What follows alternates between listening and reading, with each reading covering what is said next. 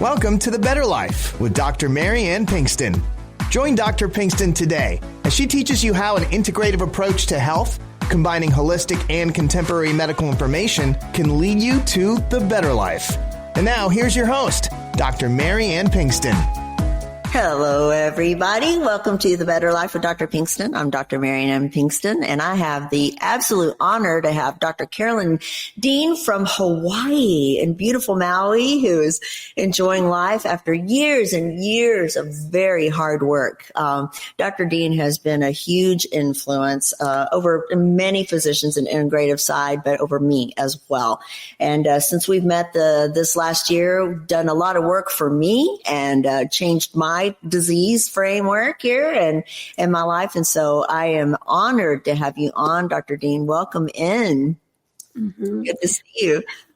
Thank you, Marianne. And you're going to call me Carolyn, I hope. I will call you Carolyn and Marianne in return, please. Absolutely. Absolutely. And so we are going to talk about what I have been going through a little bit. I have no shame in admitting, and you know, anybody that's been in integrative medicine has a story. So you've been sick or a family member's been sick, you know, somewhere down the line, you've got a story. So that's mine. And 18 and a half years, almost 19 years now, I have been on a path trying to figure out what the heck is going on with me. And you know what? I think we are finally on to it. And I appreciate that so much. So everybody wants to know about Candida these days. What is it? It's yeast. So Candida, tomato.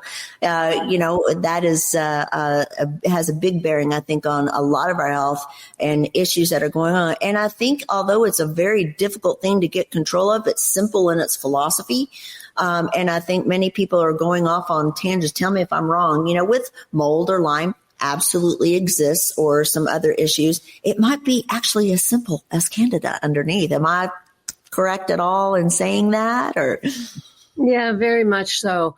I just did a lecture here in Maui last night. I started doing monthly lectures, and it was about Candida, yeast overgrowth.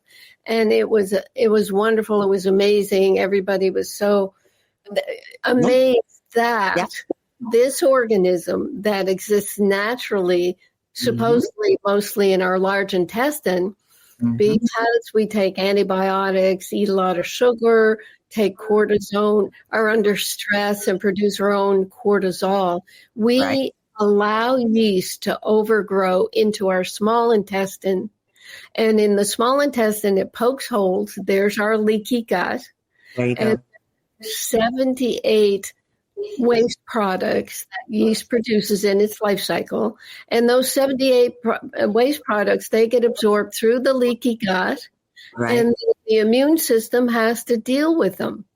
So it's a setup that we've created in our, you know, in our industrialized environment, in our medicalized environment, with antibiotics kill off all the bacteria. And then the yeast have a vacuum to crawl into. So that's physically what's happening. And it is profound, let me tell you. So what are all of the symptoms? How would somebody know that they might have a yeast problem with yeast? Well, Dr. William Crook, I read his book back after my medical training. I did naturopathic training, and that's where I learned about yeast.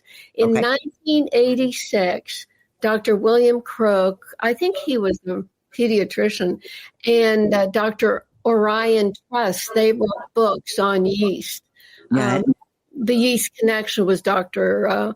Crook's book. Now, it so happened that because I learned about yeast in my naturopathic training, and I realized I had yeast from my birth control pill and mercury fillings, antibiotics, since I was a kid, I started treating people for yeast overgrowth. I had the Candida Research and Information Foundation in my building. I was on it. And Marianne, in 1989, I was invited on a provincial television program called Speaking Out. And it was 90 minutes. Dr. William Crook came up. I was on the panel with him.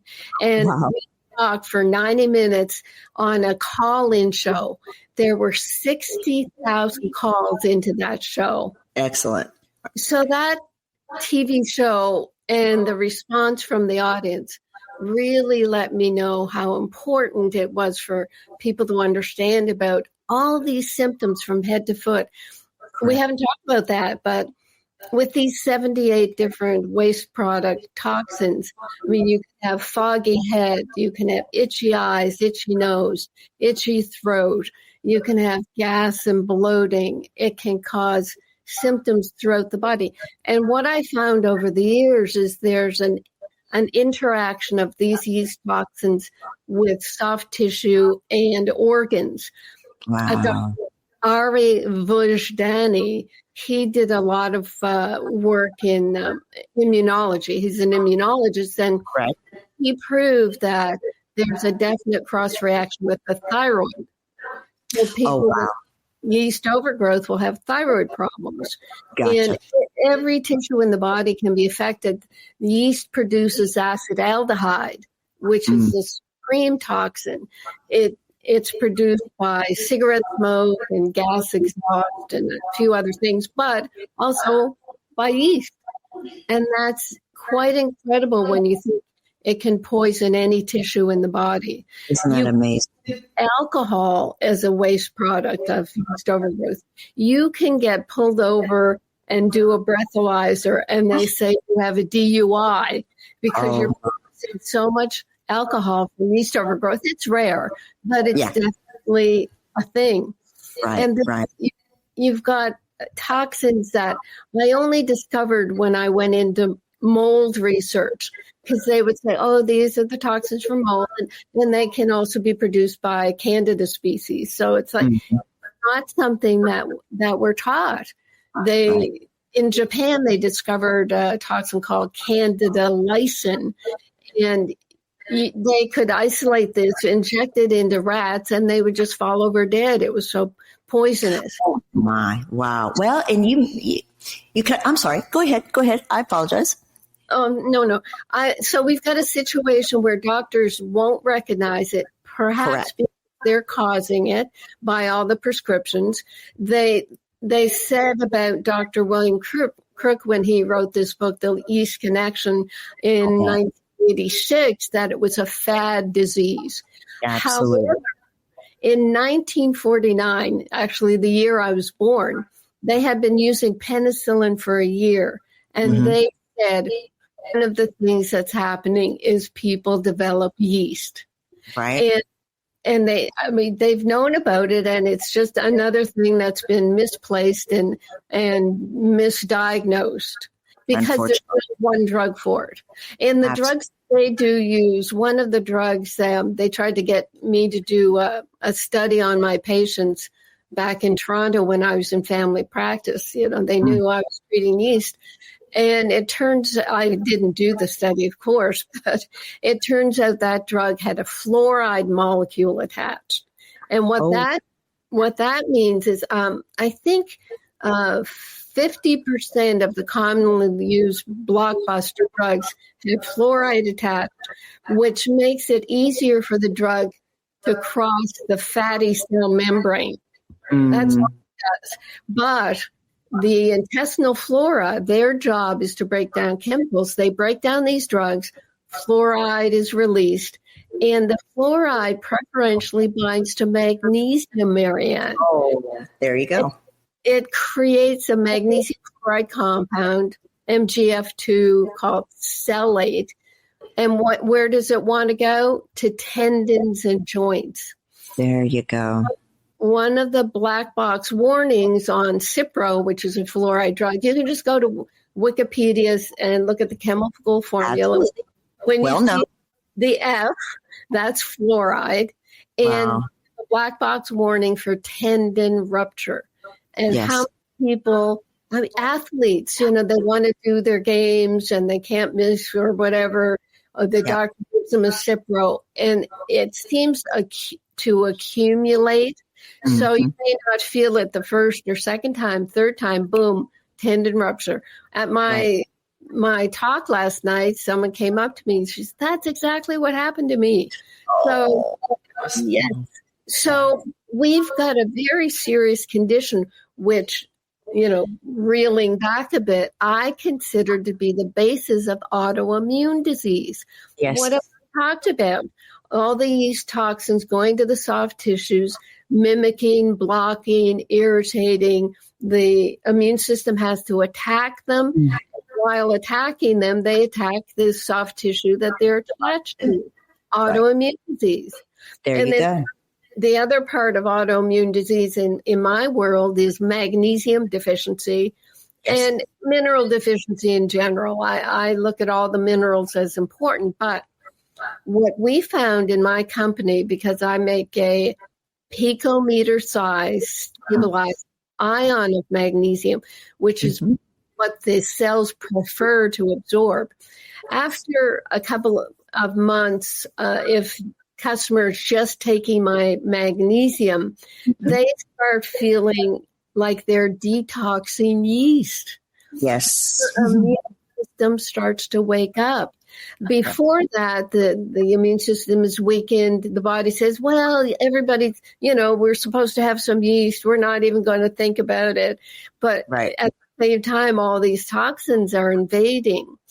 But then when magnesium, which is responsible for 80% of known metabolic functions, when that gets to work, then the immune system is revved up and it starts recognizing the overload.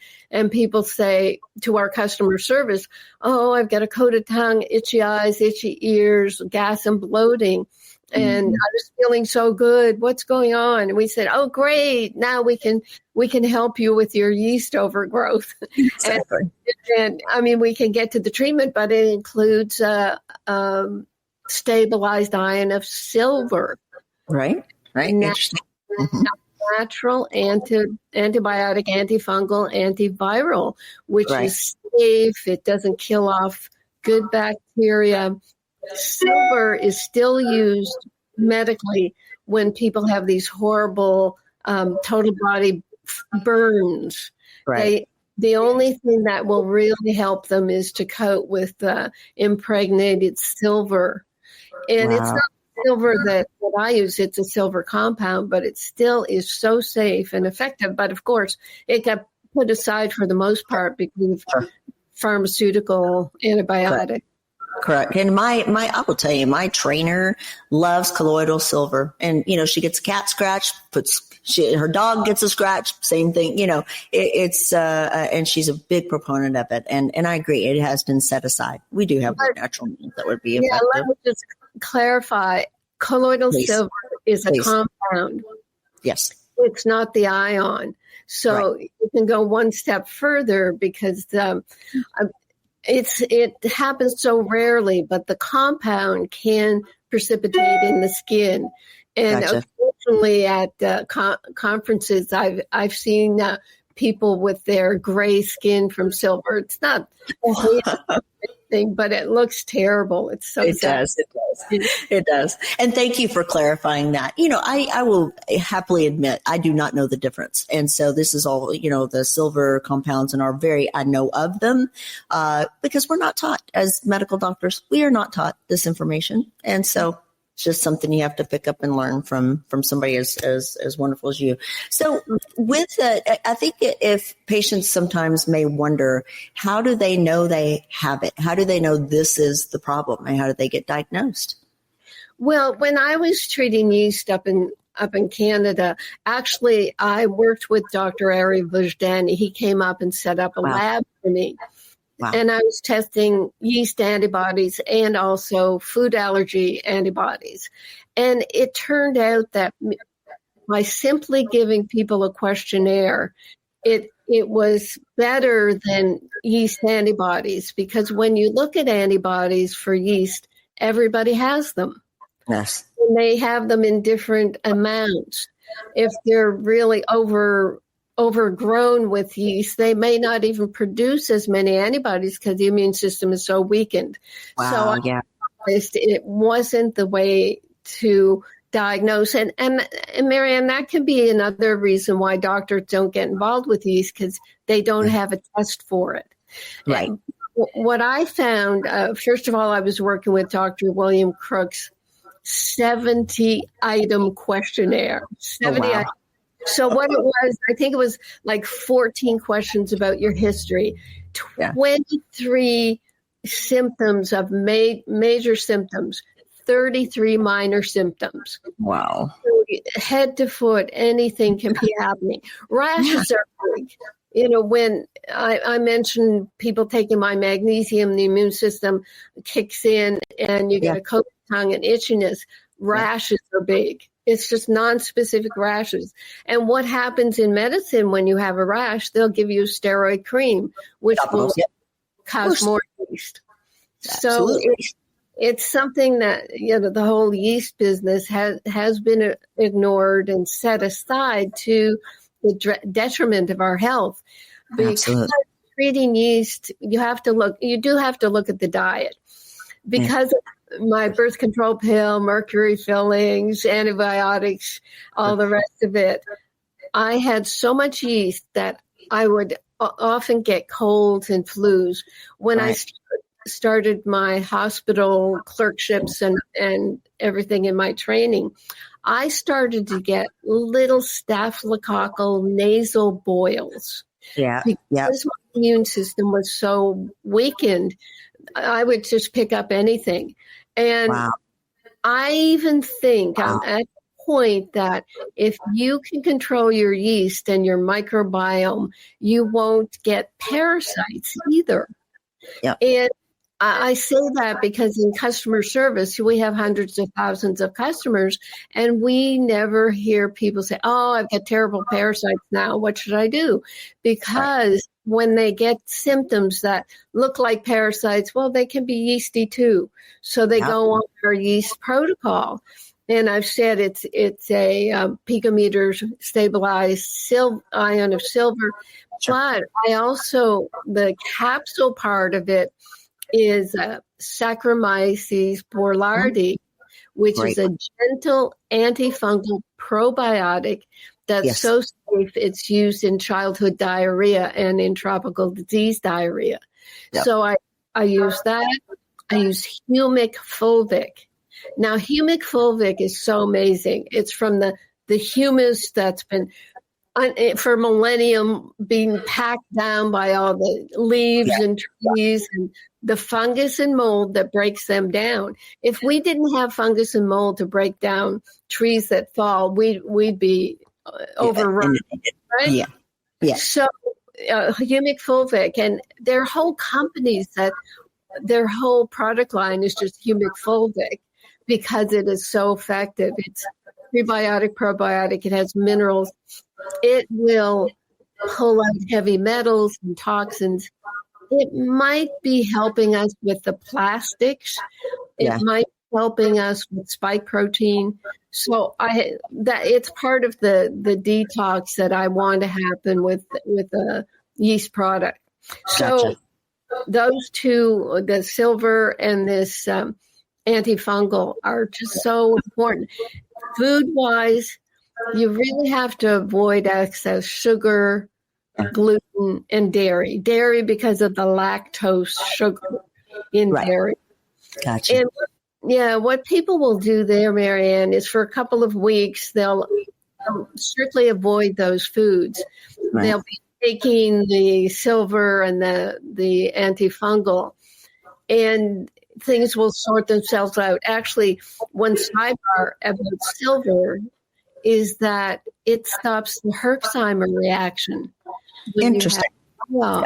I was about to ask about that because a lot of times people get, and when they try their own, Candida therapies or, doctors who really don't know and understand it well, they do feel horrible when that yeast begins to die off and get that Herxheimer's reaction. So, you start a treatment, you feel bad. You start a treatment, you feel worse. And that is a clear sign you're getting better, but you got to live through that. And it's tough. Right. And what we do as well, I've coined the term too toxic to detox. So before putting people on a antifungal regimen, I really get them involved with taking psyllium seed powder, just to bulk up the stools and pull out toxins, and bentonite clay. Yeah. Because the clay has a huge surface area that will pull toxins and even heavy metals. Yeah. So there's a way to slowly get into a detox. I'm not keen on these. Oh, you have to purge. You have to do a liver detox, and then you have to purge the bowels. No, you want your body to have the building blocks to do it in the priority that the body wants. Because if you think intellectually, well, I better do this. If you start purging your liver, the liver will sequester viruses. And if you purge your liver, you can actually release these viruses. So it just, to me, I've been at this like 50 years. A long time. What I've gotten to is just how the cells of the body want to be perfect, so you want to give them perfect building blocks. The whole body system has priorities, and it knows better than you do. So if you give it the building blocks, people will say, well, I heard about taking magnesium for my heart palpitations, but when I took magnesium, my leg cramps went away, and my migraines went away, and my pills were working better because dialysis works, and then my heart got better. So it's amazing how the body will work if you just trust it and give it a chance. Oh, that is so beautiful. Thank you. Thank you so much for that. And that is absolutely true. The building blocks are the basis of it all. So magnesium is your baby. That is something you have worked long and hard at. No, I know your book. Let's talk about that. Because you really have done this for very long. And by the way, you look amazing. If I do what you do, will I look amazing in life? And after 50 years of practice and working, which I hope I get the chance to do. It's Absolutely. Beautiful. Here's what I've just coined this last night at my lecture.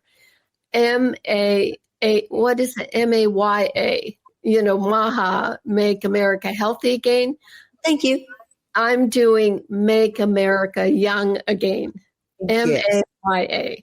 And actually, Marianne, I've been invited to an Arizona fundraiser panel discussion to how to promote the health, etc.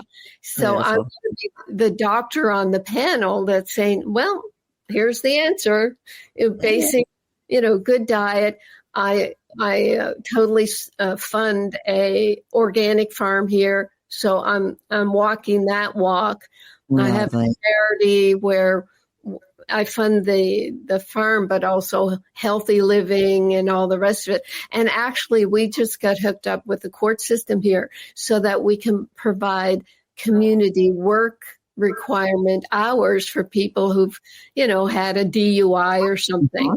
So that is through my charity, I can send people to the farm.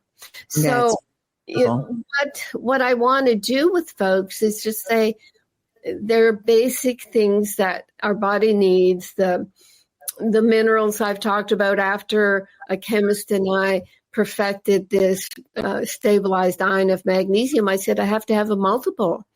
And the multiple I have is 12 minerals. 9 of them support thyroid hormone production. 9 of them. It's iodine. Okay, yeah.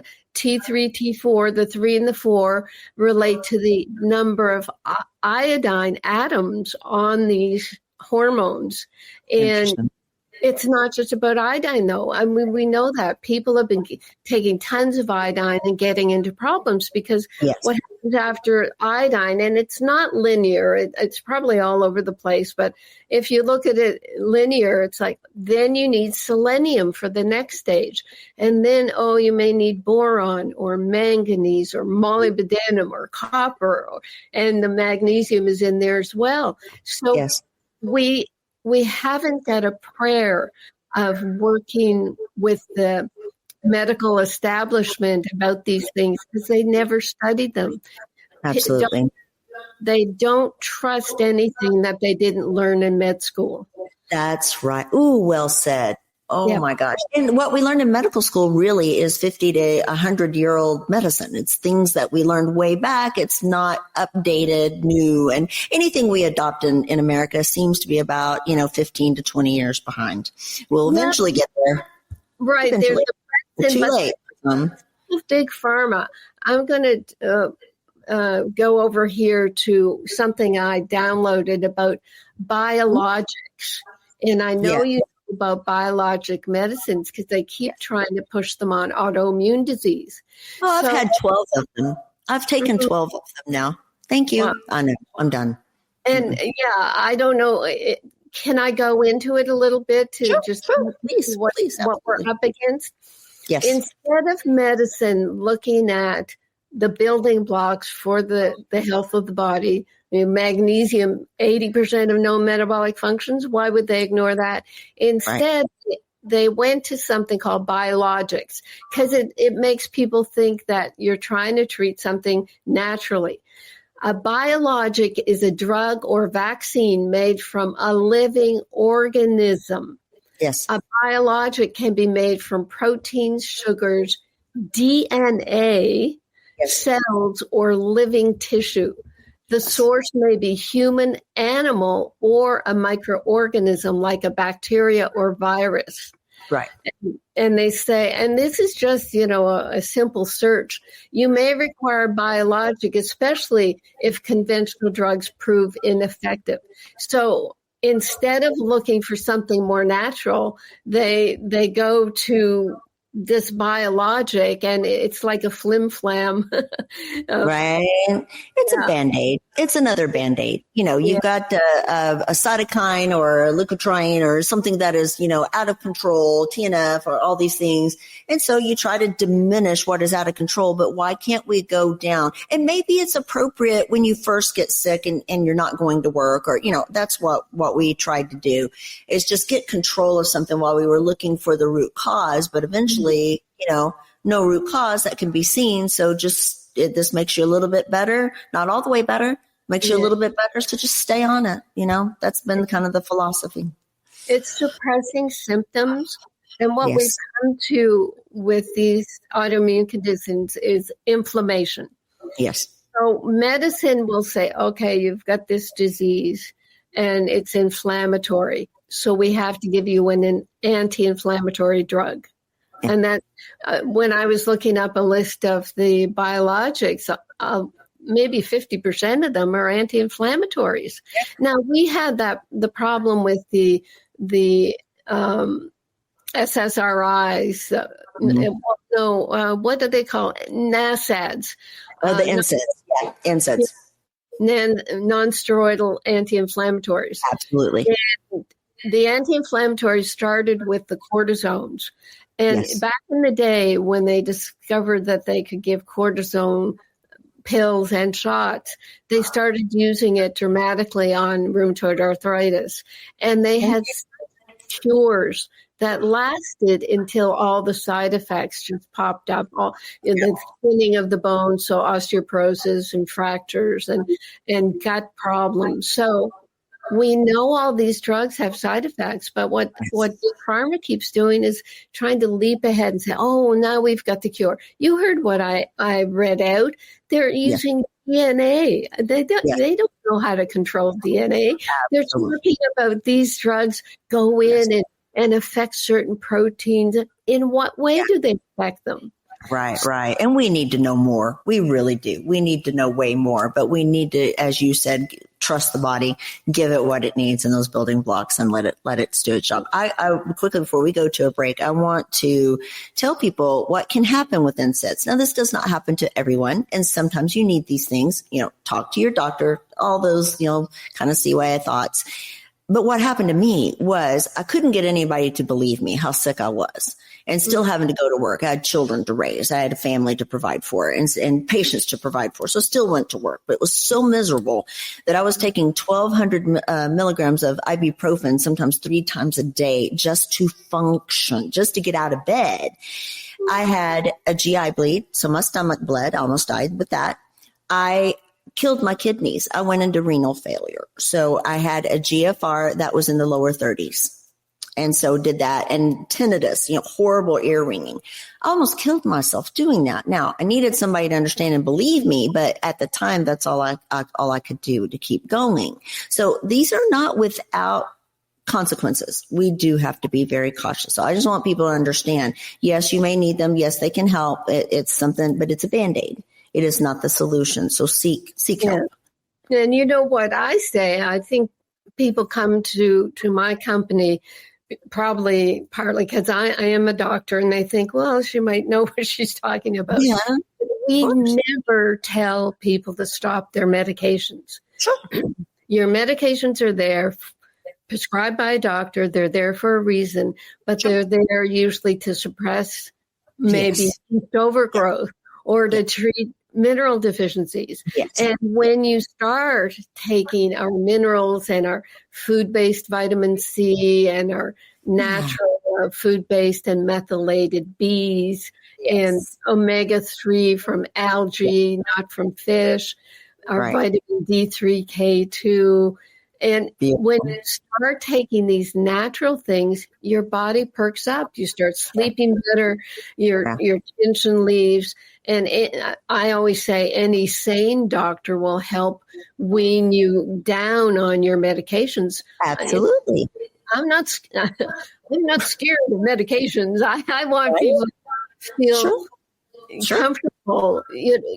And you can take your drugs for your symptoms, but as your body improves, you won't need the drugs. You won't need them. And like you say, any sane doctor would want you to be off medication, and that would be far too appropriate. Absolutely. We had one customer years ago. He had ankylosing spondylitis. That's where your spine just gets rigid and cramped up.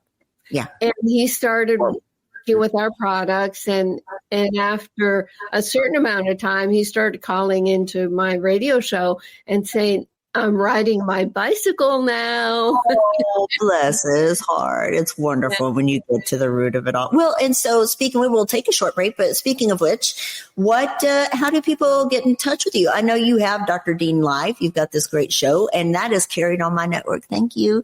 And your viewership is growing, and everything is wonderful. So how do people get in touch with you and find answers?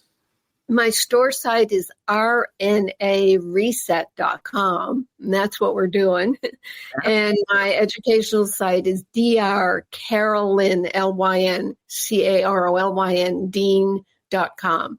So there are two main sites, and we have to keep them separate because the FDA won't let me say positive things about my products. Sure. Yeah. Okay, you have to do a break, so we will do a very short break. You'll love this. You'll love this coming up. But we'll take a short break and be right back. And of course, actually, you can see. I got to give my own shout out. You can go to drpbetterlife.com and you can see a previous show with Dr. Dean, and she's going to be up and coming more and more. We're going to have her back, and drpbetterlife.com, and I'll have all of her information there already due from your past show.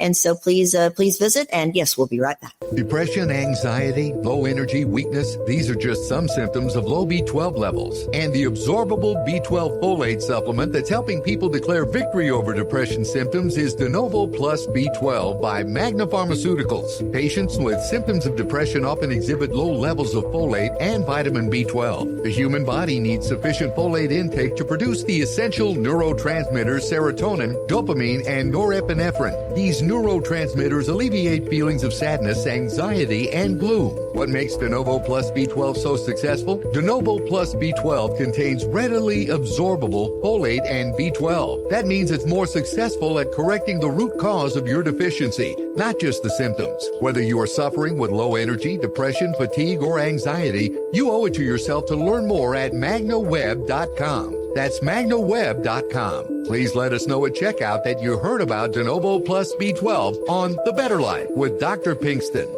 You also have a great methylated B vitamin as well, so we don't want to sidetrack that at all. And thank you to Magna for all their support, but I know you do. I want to talk a little bit about Candida and stress, because stress, I think, is what is at the heart of most people's issues these days. At least stress is terrible. terrible Yeah. on people. Yeah, and people just think of it as this generic stress. It's almost like we talk about it so much that we're kind of blind to it, or it's like it's like a piece of the puzzle now. It's accepted. It's what it is. So just accept it. Right? But then how are we treating it? The methylated Bs are one of the ways. I mean, this is what's so amazing. And when they talk about the MTHFR gene variations, I don't call them mutations, Marianne. I think that makes people feel like they're less than and there's nothing they can do about it. Right. Well said. Gene variations. And I don't recommend people go for their 23andMe. I don't like people having to look at 100 genetic problems. They By will themselves. list all these things and say, "Well, your gene," and mentally, that is going to make a person feel so less than that they just give up. Defeated. Yeah. Okay. So and maybe I talked about this on our previous show, but it's very important. When they were doing the Genome Project, the researchers wanted to find the genes that cause this and that disease. They specifically said, we want to snip out the bad genes in people. And what they found after years of identifying all the genes in the body, they thought they'd find about 100,000, for all the functions in the body. They found 23,000. Wow. And they realized, oh my gosh, there's one gene is doing a lot of different things. It's not just isolated. And it's epigenetics that it's turning genes on and off. And the big epigenetic factors are magnesium and other minerals and the B vitamins. They're so important. And then when you look at this MTHFR business, about 40 or more % of people in our population have MTHFR problems. So why test yourself? Why pay for an expensive test when you're likely to have the problem? Just low dose food-based methylated Bs. Right. So medically, when they got into the MTHFR problem, they would give high dose stuff.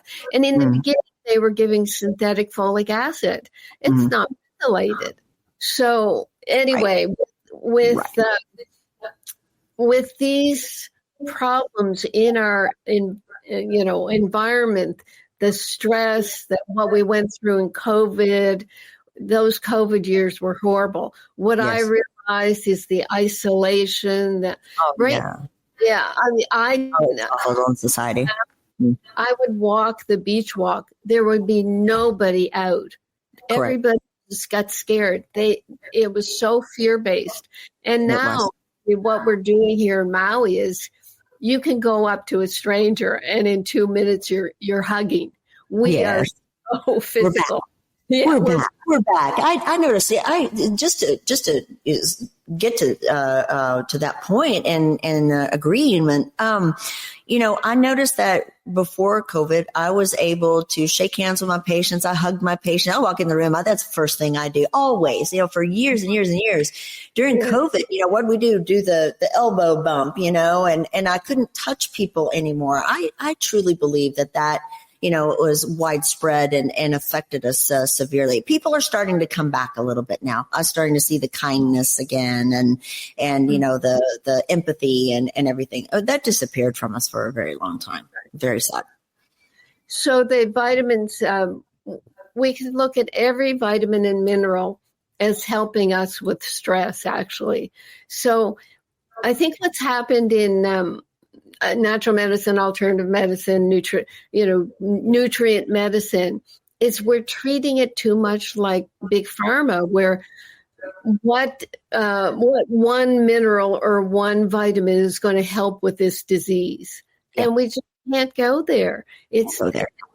And that's what the studies are about. When I was on the board of the Canadian College of Naturopathic Medicine for 6 years, and they were doing that. They were doing research on not only on a herb, but an isolated chemical in the herb that could be the most effective for this or that disease. So they stripped us away from a holistic approach. And when it comes to herbs, I was doing AIDS research in Manhattan in the early 90s, and we were using Chinese herbs. But when the head of the study died and we lost our contact to this Chinese herb store and specifically his friend, I could no longer trust what I was getting from China. And when I went to a manufacturing company that would take raw herbs and encapsulate them, because I thought, well, maybe that would help. I said, well, what happens when you get a contaminated herb from a foreign country, contaminated with heavy metals or infested with, bugs and beetles and all that.